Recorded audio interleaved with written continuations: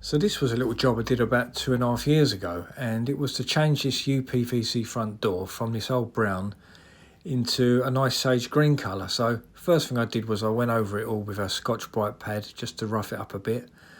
Then I went over it all with methylated spirits just to get rid of any finger marks and grease. Let that dry off, and then I gave it 2 coats of, it was a French chic paint. I'm not sure the colour, but it was a sage. And I give it 2 sprays with that using a little handheld Wagner FC 3500 sprayer, I believe. And 2 coats of that was all it needed. No undercoat, no primer, because the French chic paint is all that of its own thing, so you didn't need to do it. And I think that was the Al Fresco range. So if you are looking to paint a UV PVC front door, I strongly recommend the French chic. It was a really good paint, and to this day it still looks as fresh as what it did when I left it.